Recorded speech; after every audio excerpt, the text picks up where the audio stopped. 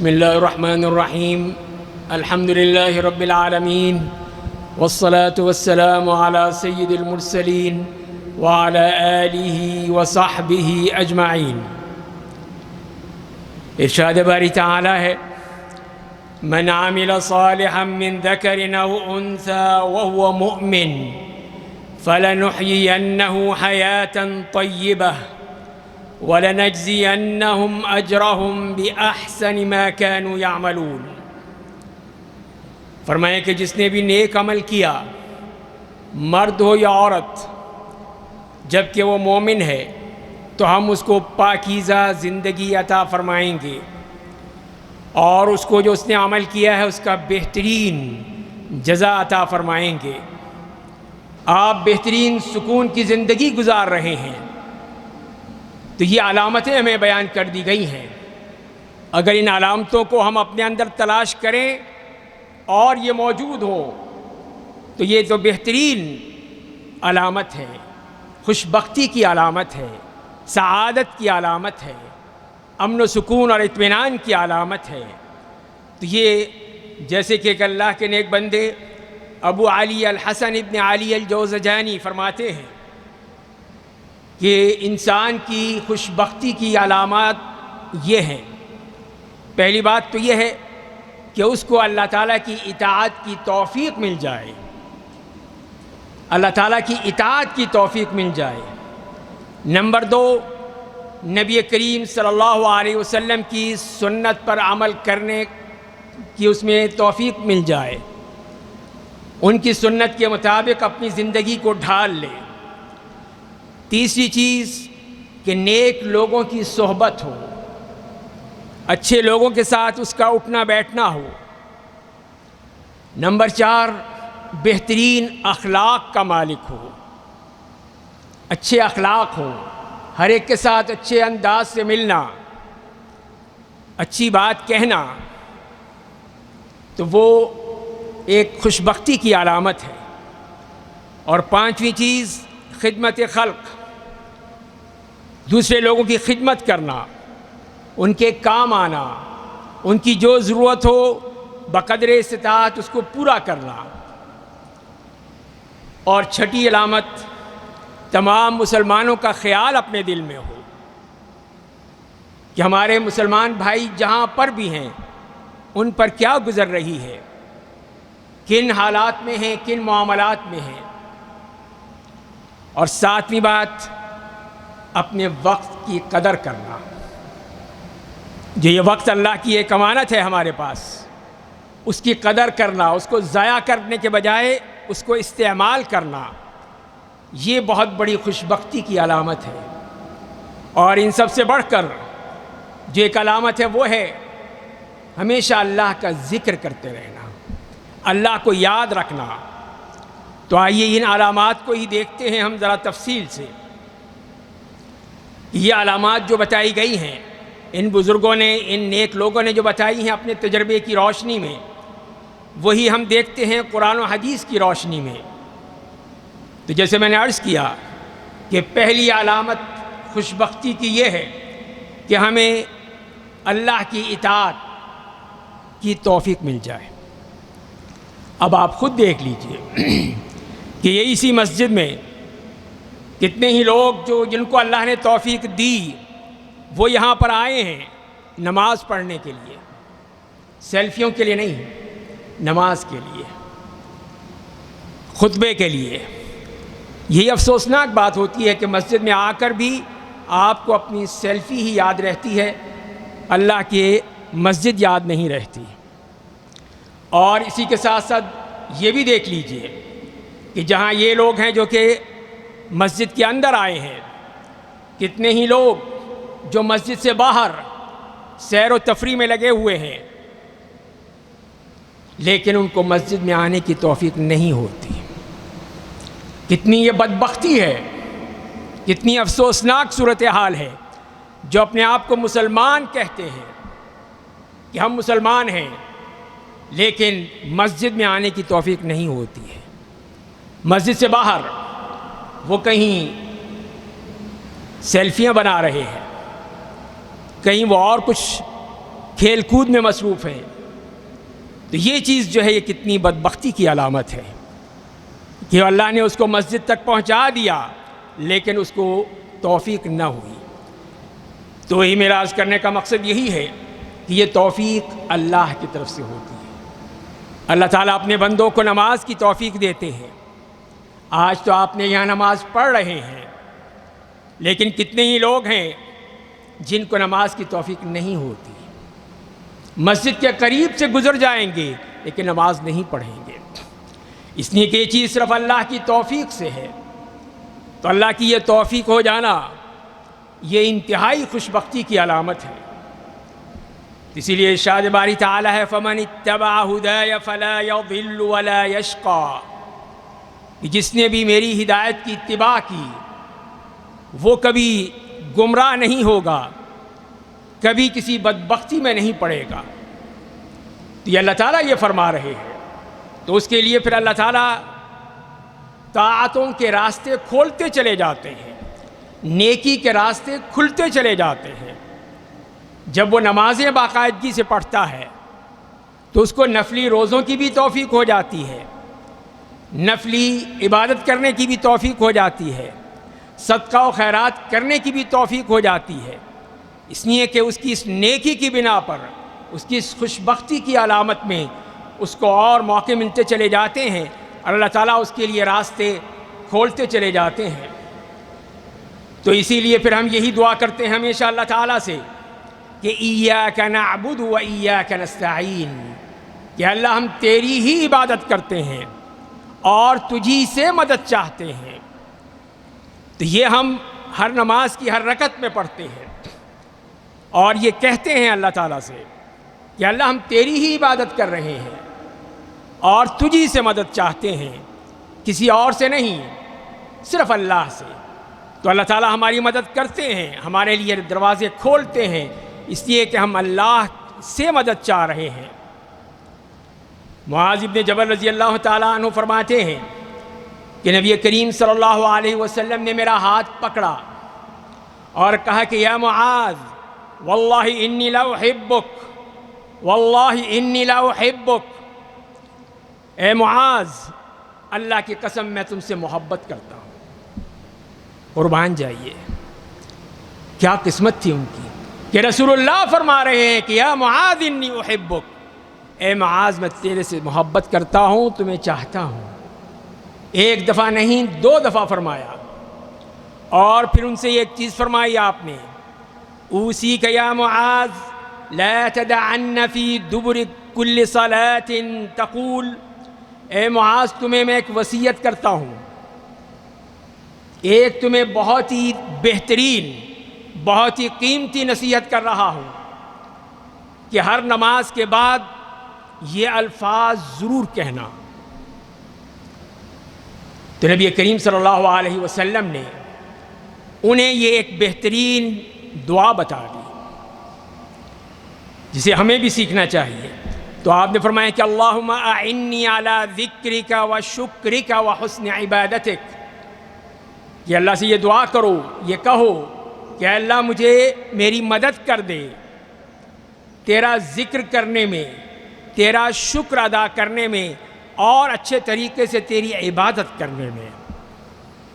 3 چیزوں کی دعا کرنے کا حکم دیا گیا کہ میں اللہ کا ذکر کر سکوں، اللہ کو یاد کر سکوں، غافل نہ ہو جاؤں کہیں۔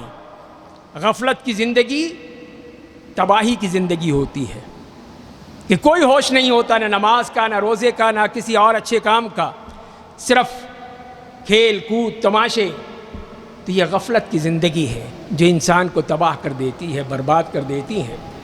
تو اسی لیے فرمائیں کہ تم اللہ سے دعا کرو کہ اللہم اعنی علی ذکرک، کہ اللہ مجھے اپنا ذکر کرنے کی توفیق عطا فرما دے، اس میں میری مدد فرما دے، و شکرک، اور تیرا شکر ادا کرنے کی توفیق عطا فرما دے کہ تو نے مجھے اتنی نعمتیں دی ہیں، تو ان نعمتوں کا شکر ادا کرنا مجھ پر لازم ہے، تو مجھے توفیق دے دے کہ میں شکر ادا کر سکوں۔ اور تیسری چیز، تیری بہترین عبادت کرنے کی توفیق عطا فرما دے کہ تیری میں عبادت کر سکوں، تو یہ ہے، یہ دیکھ لیجیے کہ یہ ہے ایک نیک بندے کی بات، کس طرح نبی کریم صلی اللہ علیہ وسلم نے حضرت معاذ ابن جبل رضی اللہ تعالی عنہ کو یہ نصیحت فرما دی۔ پہلے ان سے اپنی محبت کی بات بتائی ان کو، اور پھر ان سے یہ کہا کہ تم نے یہ دعا کرنی ہے ہر نماز کے بعد، جب بھی نماز پڑھو اس کے بعد یہ دعا ضرور کرو کہ اللہم اعنی علی ذکرک و شکرک و حسن عبادتک۔ ابراہیم ابن ادہم اللہ کے نیک بندے فرماتے ہیں کہ اگر بادشاہوں کو، ان کے شہزادوں کو معلوم ہو جائے کہ ہم کس نعمت میں ہیں، کس خوشی میں ہیں، تو وہ ہم سے تلواروں کے ذریعے سے ہم سے مقابلہ کرنے کی کوشش کریں۔ ان کو نہیں معلوم کہ ہم اللہ کے نیک بندے کس طرح اطمینان میں ہیں، سکون میں ہیں، کوئی مسئلہ نہیں ہمیں۔ اور وہ لوگ پیسے والے، دولت والے اسی میں پریشان ہیں کہ کہیں ہمارے ہاں چوری نہ ہو جائے، ڈاکہ نہ پڑ جائے، پیسہ نہ گم ہو جائے، یہ نہ ہو جائے، وہ نہ ہو جائے، وہ اسی میں پریشان رہتے ہیں۔ لیکن اللہ والے، ان کو کوئی پریشانی نہیں ہوتی، اس لیے کہ ان کا تعلق اپنے رب سے ہوتا ہے۔ دوسری جو علامت ہے وہ یہ ہے کہ ہماری سارے اعمال وہ نبی کریم صلی اللہ علیہ وسلم کی سنت کے مطابق ہوں۔ جیسے آپ نے اعمال کیے ہیں، آپ نے بھی نمازیں ادا کی ہیں، روزے رکھے ہیں، زکوٰۃ دی ہے، حج کیا ہے، عمرے کیے ہیں، صدقہ و خیرات کیا ہے، یہ تمام چیزیں جتنے بھی نیک اعمال ہیں سب نبی کریم صلی اللہ علیہ وسلم کی سنت کے مطابق ادا ہو۔ یہ سنت پہ عمل کرنا یہی بہت بڑی سعادت کی بات ہے، بہت بڑی خوش بختی کی علامت ہے۔ تو جیسے کہ اللہ تعالیٰ نے یہی فرمایا کہ الم نشرح لک صدرک، کیا ہم نے تمہارا سینہ نہیں کھول دیا؟ اسی طرح پھر اللہ تعالیٰ اپنے ان بندوں کی جو کہ نبی کریم صلی اللہ علیہ وسلم کی اقتداء کرتے ہیں، ان کی سنت پہ عمل کرتے ہیں، ان کے سینے بھی کھول دیتا ہے، شرح صدر ہو جاتا ہے، اور جتنی وہ اتباع کریں گے اتنی ہی ان کے سینے کھلتے چلے جائیں گے، ان کو وہ بصیرت ہوتی چلی جائے گی کہ جتنا وہ اللہ کے رسول صلی اللہ علیہ وسلم کی سنت پہ عمل کر رہے ہوں گے۔ اسی لیے نبی کریم صلی اللہ علیہ وسلم نے یہی فرمایا، علیکم بسنتی وسنت الخلفاء المہدیین الراشدین تمسکوا بها وعضوا علیہا بالنواجذ۔ آپ نے فرمایا کہ میری سنت کو پکڑ لو، میری سنت کو مضبوطی سے پکڑ لو، اور میرے خلفائے راشدین ان کی سنت کو اختیار کر لو، اور اس کو مضبوطی سے پکڑ لو، بلکہ دانتوں سے پکڑ لو، چھوڑنا نہیں، ترک نہیں کرنا۔ تو یہ آپ نے اسی لیے فرمایا کہ آپ کی سنت پہ عمل کرنے میں، خلفائے راشدین کی سنت پہ عمل کرنے میں، اسی میں ہماری خوش بختی ہے، اسی میں ہماری سعادت ہے، اسی میں ہمارے لیے سکون ہے، اطمینان ہے۔ لیکن جو نبی کریم صلی اللہ علیہ وسلم کی سنت پہ عمل نہیں کرتا تو ظاہر ہے کہ وہ عمل قبول نہیں ہوتا۔ جس پہ نبی کریم صلی اللہ علیہ وسلم اور صحابہ کرام نے وہ عمل نہیں کیا تو وہ ہم نہیں کر سکتے، وہ بدعت شمار ہوگا اور اللہ کے ہاں وہ قبول نہیں ہوگا۔ اسی لیے ہمیں دیکھ لینا چاہیے کہ کتنے ہی اعمال ہم کرتے ہیں دنیاوی طور پر، کہیں شادی بیاہ میں، کہیں کسی غمی میں، کہیں کسی اور معاملے میں، وہاں نہیں دیکھتے کہ اس میں اللہ کے رسول صلی اللہ علیہ وسلم کی سنت کیا ہے۔ اس میں اپنی منمانی کرنا چاہتے ہیں، اپنے نفس کی، اپنے خواہشات کی پوری طرح اتباع کرتے ہیں، لیکن نبی کریم صلی اللہ علیہ وسلم کی سنت کو چھوڑ دیتے ہیں۔ تو اسی لیے ابن مسعود رضی اللہ تعالیٰ عنہ فرماتے ہیں کہ سنت کے مطابق عمل تھوڑا سا بھی ہو، لیکن اس کے مقابلے میں اگر بدعت میں بہت سارا عمل ہو تو وہ بیکار ہے۔ اتنی سی سنت بھی اللہ کے ہاں بہت اونچا مقام پالے گی۔ اور تیسری بات کہ جو اللہ کے نیک بندے ہیں ان کی صحبت اختیار کرنا۔ اللہ کے نیک بندے ہر زمانے میں ہر وقت موجود رہتے ہیں، کبھی ایسا وقت نہیں آیا کہ سارے مر گئے ہوں، ختم ہو گئے ہوں۔ ہر لمحے، ہر وقت، ہمیشہ ہر جگہ پہ ایسے اللہ کے نیک بندے ضرور ہوتے ہیں جو اللہ کی عبادت میں لگے رہتے ہیں، لوگوں کو نیکی کا حکم دیتے ہیں، برائی سے روکتے ہیں، ان کی غفلت سے ان کو جگاتے ہیں، ان کی جہالت سے ان کو سکھاتے ہیں، تو یہ بہت سے لوگ موجود ہیں۔ اسی لیے اللہ تعالیٰ نے بھی نبی کریم صلی اللہ علیہ وسلم کو یہی حکم دیا، وَاصْبِرْ نَفْسَكَ مَعَ الَّذِينَ يَدْعُونَ رَبَّهُمْ بِالْغَدَاةِ وَالْعَشِيِّ يُرِيدُونَ وَجْهَهُ وَلَا تَعْدُ عَيْنَاكَ عَنْهُمْ تُرِيدُ زِينَةَ الْحَيَاةِ الدُّنْيَا۔ یہ ارشاد باری تعالیٰ ہے نبی کریم صلی اللہ علیہ وسلم کے لیے کہ آپ اپنے آپ کو ان لوگوں کے ساتھ جمائے رکھیے جو صبح و شام اپنے رب کی عبادت کرتے ہیں، یدعون ربہم، اور وہ اسی کی رضا چاہتے ہیں، اور آپ کی آنکھیں ان لوگوں سے نہ ہٹیں، بلکہ وہ لوگ جو صرف دنیاوی زندگی میں لگے ہوئے ہیں ان سے آپ کا کوئی تعلق نہیں ہے۔ اور نبی کریم صلی اللہ علیہ وسلم نے یہی فرمایا کہ الرجل علی دین خلیلہ فَلْيَنظُرْ أَحَدُكُمْ مَنْ يُخَالِلْ، کہ جو بھی شخص دیکھنا ہو تو اس کے دوستوں کو دیکھو کہ وہ اپنے دوستوں کے دین کے مطابق ہوگا، جو اس کی صحبت ہے، جو اس کے ساتھی ہیں، جن کے ساتھ وہ اٹھتا بیٹھتا ہے، جن کے ساتھ چلتا پھرتا ہے، ان کے ساتھ ذرا ان کو دیکھ لو کہ وہ کون ہیں۔ اگر وہ اچھے لوگ ہیں تو یہ بھی اچھا ہوگا، اگر وہ برے لوگ ہیں اس کے دوست تو وہ بھی برا ہوگا۔ تو یہی چیز فرمائی گئی ہے کہ تم دیکھ لو اس کو، اگر دیکھنا چاہتے ہو کہ اس کے دوست کون ہیں۔ تو یہ دوستی بہت ہی خطرناک ہوتی ہے، خاص بے نوجوان جب کسی غلط صحبت میں پڑ جاتے ہیں تو پھر پوری زندگی تباہ کر بیٹھتے ہیں، لیکن اچھی صحبت مل جائے تو وہی چیز ان کو اللہ کے قریب کر دیتی ہے، اور یہی اللہ کو وہ نوجوان بہت پسند ہے۔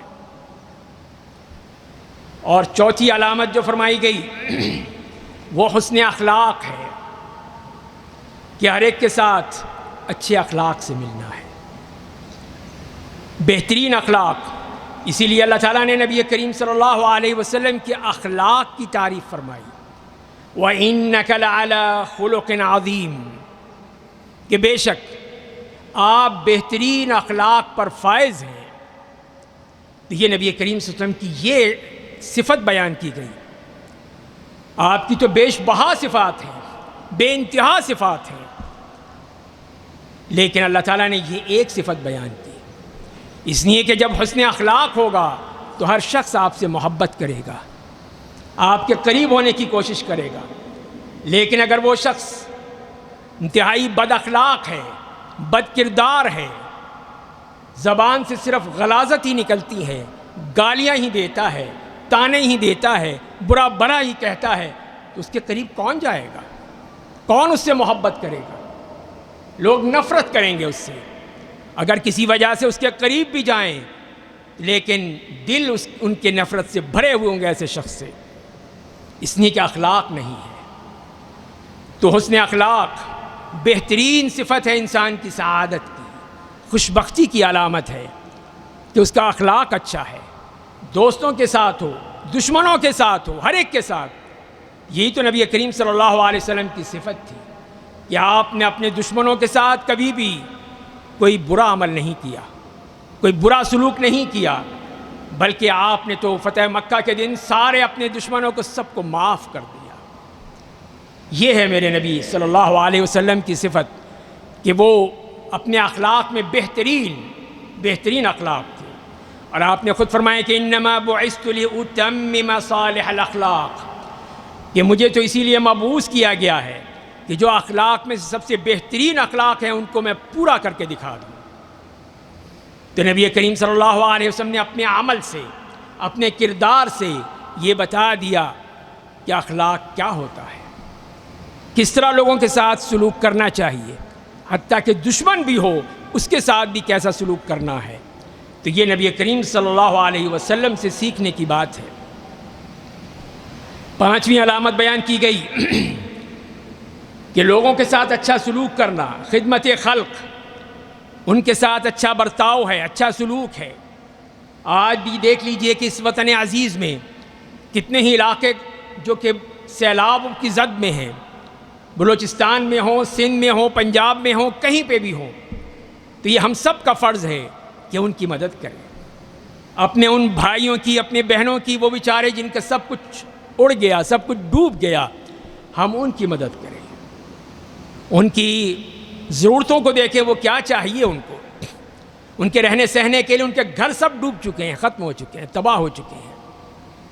تو یہ ہے، یہ ہمارا ایک سلوک ہونا چاہیے، یہی خوش بختی ہے کہ یہ احساس پیدا ہو کہ دوسروں کے ساتھ بہترین سلوک کرنا ہے، خدمت خلق۔ اسی لیے فرمایا کہ لا خیر فی کثیر من نجواہم الا من امر بصدقۃ او معروف او اصلاح بین الناس، کہ لوگوں کی آپس کی سرگوشیوں میں خیر نہیں ہے سوائے اس کے کہ جس نے صدقے کا حکم دیا، اچھی بات کا حکم دیا، آپس میں اصلاح کی بات کی، اس سے بڑھ کر اور کچھ نہیں ہو سکتا۔ تو یہ اللہ تعالیٰ نے بھی یہی فرمایا ہے کہ یہ چیزیں ہیں جو تمہارے حسن اخلاق کی دلیل بھی ہیں اور تمہاری دوسروں کے لیے مدد کرنے کی بھی باتیں ہیں۔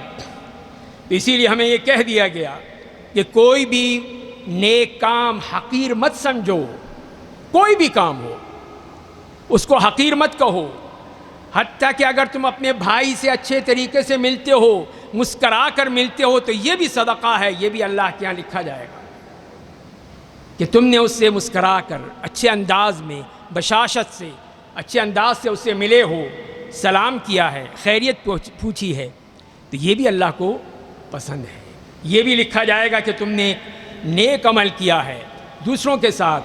تو اسی لیے پھر یہ خدمت خلق اتنا بہترین کام ہے کہ یہ اگر انسان کو توفیق ہو جائے تو یہی اس کی خوش بختی کی دلالت ہوتی ہے۔ اور چھٹی علامت یہ ہے کہ تمام مسلمانوں کا خیال، ان کے بارے میں سوچ فکر، اس لیے کہ ایمان کا رابطہ ہے ہمارا ان سے، وہ کہیں بھی مر رہے ہوں، کٹ رہے ہوں، جل رہے ہوں، ہمیں تکلیف ہونی چاہیے۔ اس لیے کہ نبی کریم صلی اللہ علیہ وسلم یہی فرمایا ہے کہ مومنوں کی مثال اسی طرح ایک جسم کے مانند ہے کہ جسم کے ایک حصے کو تکلیف ہوتی ہے تو سارا جسم بخار اور درد میں مبتلا ہو جاتا ہے۔ تو یہی ایک مسلمان کی کیفیت ہونی چاہیے۔ اگر کہیں پہ بھی پوری دنیا میں کسی مسلمان کو تکلیف ہوتی ہے تو مجھے تکلیف ہونی چاہیے، چاہے وہ کہیں فلسطین میں ہے، کشمیر میں ہے، کہیں پہ بھی ہے، ہمیں ان کی تکلیف کا اندازہ ہونا چاہیے۔ ہم اگر کچھ نہیں کر سکتے تو ان کے لیے دعا تو کر سکتے ہیں کہ ہم ان کے لیے دعا کریں کہ اللہ تعالیٰ ان کے اوپر یہ مصیبت کے ایام ختم ہو جائیں۔ تو یہی چیز، اصل چیز وہ ایمان کی ہماری وہ بھائی چارہ ہے۔ تو فرمائیں کہ وَمَن يَتَوَلَّ اللَّهَ وَرَسُولَهُ وَالَّذِينَ آمَنُوا فَإِنَّ حِزْبَ اللَّهِ هُمُ الْغَالِبُونَ، کہ جو بھی اللہ کو اپنا دوست مانتا ہے، نبی کریم صلی اللہ علیہ وسلم کو اپنی پوری طرح ان کی امت میں سمجھتا ہے، اور جو لوگ ایمان لائے ہیں ان کے ساتھ بھی اس کی دوستی ہے، اس کی محبت ہے، تو یہی وہ حزب اللہ ہیں۔ فَإِنَّ حِزْبَ اللَّهِ هُمُ الْغَالِبُونَ، تو یہی اللہ کی پارٹی ہے، اللہ کی جماعت ہے جو کہ غالب رہے گی۔ اسی لیے ان لوگوں کے بارے میں فرما دیا ہے۔ اور اسی طرح جیسے میں نے عرض کیا کہ اللہ کا ذکر کرنا، کثرت سے ذکر کرنا، یہ اللہ تعالیٰ کو بہت پسند ہے۔ تو فرمائیں کہ الذین آمنوا وتطمئن قلوبهم بذکر اللہ، الا بذکر اللہ تطمئن القلوب، کہ وہ لوگ جو ایمان لائے اور ان کے دل مطمئن ہوتے ہیں اللہ کے ذکر سے، جب اللہ کا ذکر کرتے ہیں، اللہ کو یاد کرتے ہیں تو ان کے دل میں اطمینان آ جاتا ہے۔ اور فرمایا کہ جان لو کہ اللہ کے ذکر سے ہی دلوں کو اطمینان حاصل ہوتا ہے، کسی گانے بجانے سے نہیں، کسی رقص اور موسیقی کی مجلس سے نہیں، اللہ کے ذکر سے۔ اللہ کا ذکر کریں قرآن کریم کے ذریعے سے، درود شریف کے ذریعے سے، تحلیل و تکبیر اور تسبیح اور تحمید کے ذریعے سے، ان کے ذریعے سے جتنا بھی آپ ذکر کریں گے آپ کا اللہ کے ہاں درجات بلند ہوتے چلے جائیں گے۔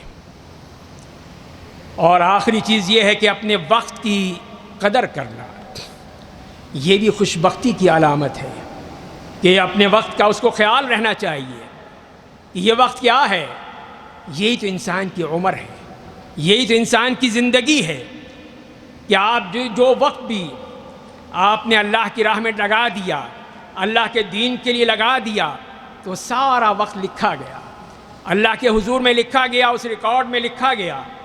لیکن اگر آپ نے اس کو برباد کر دیا، ضائع کر دیا، کھیل تماشے میں لگا دیا، تو پھر وہ وقت تو بیکار گیا، کسی کام کا نہیں ہے۔ سیدنا ابن مسعود رضی اللہ تعالیٰ عنہ فرماتے ہیں کہ مجھے کبھی اتنا افسوس نہیں ہوتا، کبھی اتنی تکلیف نہیں ہوتی، کبھی اتنی ندامت نہیں ہوتی، سوائے اس دن کے جس دن میں نے کچھ نیک عمل نہ کیا۔ مجھے یہی فکر رہتی ہے کہ آج میں نے کچھ کیا یا نہیں کیا، میں نے کوئی نیک عمل کل سے بڑھ کر کیا یا نہیں کیا۔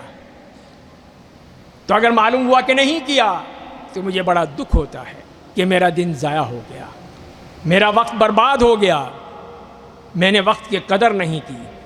اور اسی لیے پھر اس حدیث میں یہی آتا ہے کہ جس میں پوچھا جائے گا اس کی زندگی کے بارے میں، اس کی جوانی کے بارے میں، اس کے مال کے بارے میں، اس کے علم کے بارے میں، تو یہاں پر یہی سوال ہو کہ بتاؤ کہ تم نے اپنی زندگی کہاں لگائی تھی؟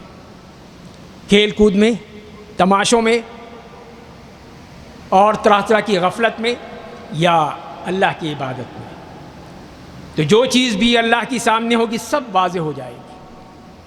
تو وہی چیز انسان کی خوش بختی ہے جو کہ اپنے عمل کو یاد رکھتا ہے، اپنے عمل کا خیال رکھتا ہے، اپنے وقت کا احساس رکھتا ہے کہ میرا وقت ضائع نہ ہونے پائے، اس لیے کہ اللہ کے سامنے ایک ایک منٹ کی جواب دینا ہے، اس کے بارے میں اللہ کو بتانا ہوگا کہ میں نے اپنی زندگی کیا کی تھی، کہاں گنوائی تھی، سب بتانا پڑے گا۔ اور اللہ کو دھوکہ تو نہیں دے سکتے ہم، کہتے کہ نہیں ہم تو بس نمازیں ہی پڑھتے رہے تھے۔ اللہ کے سامنے پورا ریکارڈ موجود ہے۔ آج تو آپ کمپیوٹر میں اپنا ریکارڈ دیکھ لیتے ہیں کہ آپ نے کیا کام کیا تھا، پوری ہسٹری آ جاتی ہے، لیکن اللہ کے ہاں پوری زندگی کی ہسٹری سامنے آ جائے گی کہ یہ تو نے کیا تھا، اب بتا تو تیرا کیا حساب ہوگا۔ تو اللہ تعالیٰ وہاں فیصلہ کر دیں گے۔ تو لہذا میرے بھائیوں، یہی ہے اصل چیز کہ انسان کو اپنی زندگی کی یا اوقات کی قدر ہونی چاہیے کہ یہ اوقات انتہائی قیمتی نعمت ہیں اللہ کی طرف سے، خاص طور پہ اگر صحت کے ساتھ ہیں، اطمینان و سکون کے ساتھ ہیں، تو اس کا کیا عمل کیا، کس طرح ان کو استعمال کیا۔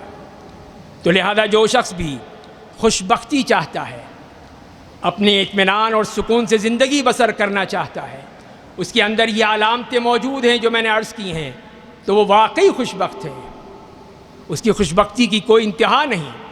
لیکن اگر یہ علامتیں نہیں ہیں تو یہ بدبختی کی علامت ہے، اور اسی میں پھر اللہ تعالیٰ کے ہاں وہ حساب کتاب بھی سخت ہوتا چلا جائے گا۔ تو جتنی ہم نے اللہ کے رسول کی بات کو مانا ہے، اس کے مطابق ہمارے لیے آسانیاں ہوتی چلی جائیں گی، لیکن جتنی بھی ہم نے مخالفت کی ہے، نافرمانی کی ہے، تو ہمارے لیے مشکل بھی ہو سکتی ہے۔ اللہ تعالیٰ ہمیں اپنے اعمال کو صحیح معنی میں ادا کرنے کی توفیق عطا فرمائے، اللہ کی اطاعت، اللہ کے رسول صلی اللہ علیہ وسلم کی سنت پہ چلنے کی توفیق عطا فرمائے۔ وآخر دعوانا ان الحمد للہ رب العالمین۔ ان الحمد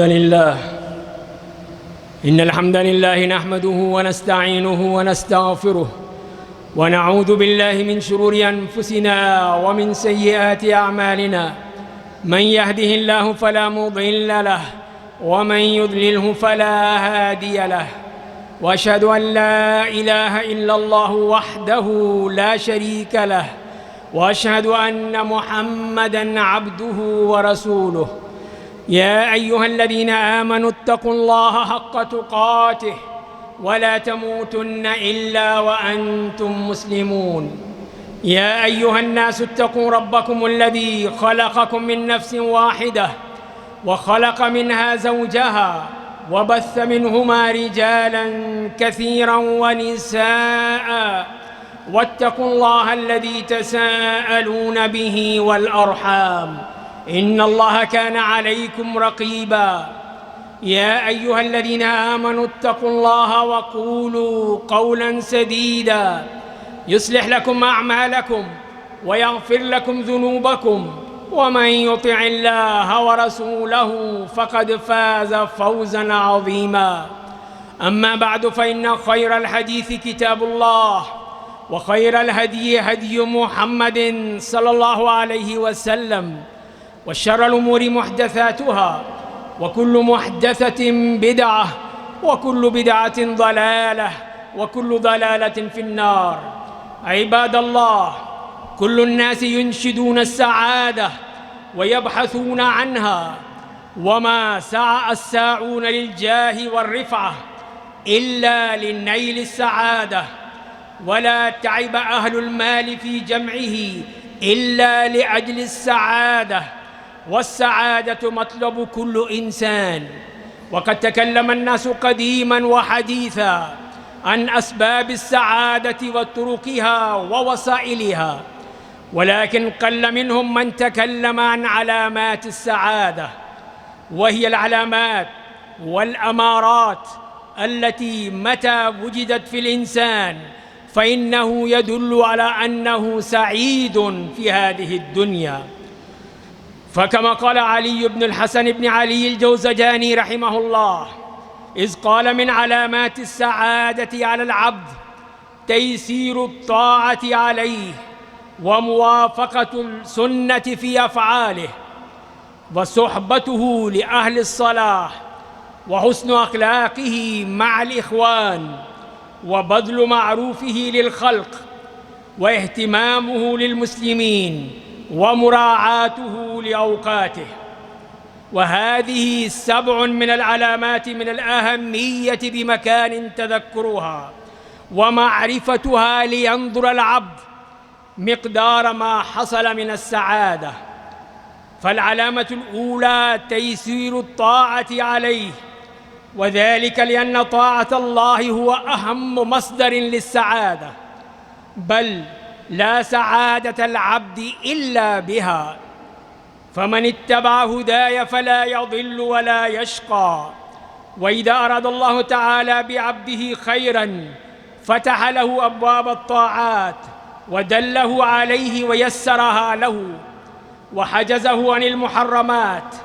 والعبد ينبغي أن يسأل الله تعالى العون على العبادة لتتيسر له، وهو في كل ركعة من ركعات صلاته يقول: إياك نعبد وإياك نستعين. فمن وفقه الله تعالى للإيمان وأعانه على الطاعة فتحت له أبواب السعادة. ومن علامات السعادة موافقة السنة في أفعاله، وذلك أن اتباع سنة النبي صلى الله عليه وسلم سبب لراحة القلب وسعادة العبد، لأن الله تعالى شرح صدر النبي صلى الله عليه وسلم: ألم نشرح لك صدرك. ولأتباعه صلى الله عليه وسلم من شرح صدورهم بقدر اتباعهم لسنته. ولذا قال النبي صلى الله عليه وسلم: عليكم بسنتي وسنة الخلفاء الراشدين المهديين من بعدي، تمسكوا بها وعضوا عليها بالنواجذ. ومن علامات السعادة صحبته لأهل الصلاح، لأنهم يفتحون له أبواب السعادة ويحجزونه عن أبواب الشقاء، ويدلونه على الخير، ويمنعونه من الشر، ويذكرونه إذا نسي، وينبهونه إذا غفل، ويعلمونه إذا جهل، ويحبون له ما يحبون لنفسه. وقد أمر الله تعالى بصحبتهم فقال: واصبر نفسك مع الذين يدعون ربهم بالغداة والعشي يريدون وجهه ولا تعد عيناك عنهم تريد زينة الحياة الدنيا. وقال النبي صلى الله عليه وسلم: الرجل على دين خليله فلينظر أحدكم من يخالل. والعلامة الرابعة حسن أخلاقه مع الإخوان، وذلك أن حسن الخلق ثقيل في الميزان، وبه يكسب العبد قلوب الناس، وإنك لعلى خلق عظيم. وقال النبي صلى الله عليه وسلم: إنما بعثت لأتمم صالح الأخلاق. وصاحب الخلق الحسن يحبه الناس ويسعد بهم كما يسعدون به، وسوء الخلق سبب لنفرة الناس وعدائهم. ومن علامات السعادة بذل معروفه للخلق، وذلك لأنه من الإحسان إليهم، وفي الإحسان للناس لذة عظيمة. والمعروف كلمة جامعة تجمع بذل الخير والإحسان للناس بالقول أو بالفعل، كما قال تعالى: لا خير في كثير من نجواهم إلا من أمر بصدقة أو معروف أو إصلاح بين الناس. والعلامة السادسة هي اهتمامه للمسلمين، وذلك أن رابطة الإيمان هي أقوى رابطة تعلو على كل رابطة، وهي أقوى من رابطة النسب واللغة والبلد. والله تعالى جعل الولاية بين المؤمنين، فقال سبحانه: والمؤمنون والمؤمنات بعضهم أولياء بعض. ومن أعظم دلائل السعادة كثرة ذكر الله تعالى: الذين آمنوا وتطمئن قلوبهم بذكر الله، ألا بذكر الله تطمئن القلوب. ومن علامات السعادة مراعاة العبد أوقاته، وذلك لأن الوقت هو عمر الإنسان وهو مستودع عمله، فإن عمره بالطاعات سعد في الدنيا والآخرة، وإن ضيعه فيما لا ينفعه زالت عنه السعادة وأحاطت به الحسرة على ما ضيع.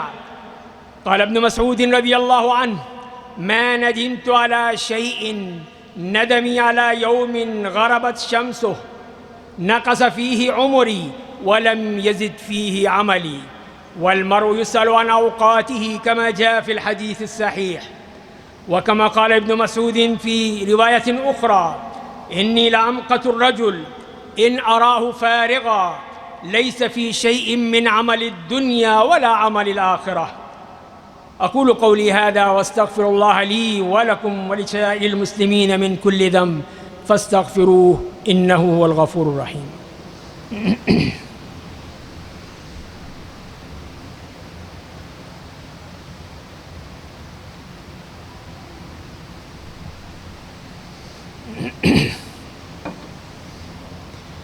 إن الحمد لله نحمده ونستعينه ونستغفره، ونعوذ بالله من شرور أنفسنا ومن سيئات أعمالنا. من يهده الله فلا مضل له، ومن يضلله فلا هادي له. وأشهد أن لا إله إلا الله وحده لا شريك له، وأشهد أن محمدًا عبده ورسوله. عباد الله، إن الله قد أمركم بأمر بدأ فيه بنفسه وثنى بالملائكة وثلث بكم فقال: إن الله وملائكته يصلون على النبي يا أيها الذين آمنوا صلوا عليه وسلموا تسليما. اللهم صل على محمد وعلى آل محمد كما صليت على إبراهيم وعلى آل إبراهيم إنك حميد مجيد. اللهم بارك على محمد وعلى آل محمد كما باركت على إبراهيم وعلى آل إبراهيم إنك حميد مجيد. وارض اللهم عن الخلفاء الأربعة أبي بكر وعمر وعثمان وعلي، وعن سائر أصحاب نبيك أجمعين، وعن التابعين ومن تبعهم بإحسان إلى يوم الدين، وعنا معهم بعفوك وكرمك وإحسانك يا أرحم الراحمين. اللهم أعز الإسلام والمسلمين، اللهم أعز الإسلام والمسلمين، اللهم أعز الإسلام والمسلمين. اللهم انصر عبادك المستضعفين في كل مكان. اللهم انصر أولئك المحبوسين في سجون الظالمين. اللهم فرج كربتهم. اللهم أطلق سراحهم، اللهم ردهم سالمين غانمين إلى بيوتهم. اللهم أذل الشرك والمشركين ودمر أعداءك أعداء الدين. اللهم دمر ديارهم وشتت شملهم ومزق جمعهم. اللهم انزل عليهم بأسك الذي لا ترد عن القوم المجرمين. عباد الله رحمكم الله، إن الله يأمر بالعدل والإحسان وإيتاء ذي القربى وينهى عن الفحشاء والمنكر والبغي يعظكم لعلكم تذكرون. فاذكروا الله العظيم الجليل يذكركم واشكروه على نعمه يزدكم ولذكر الله أكبر والله يعلم ما تصنعون.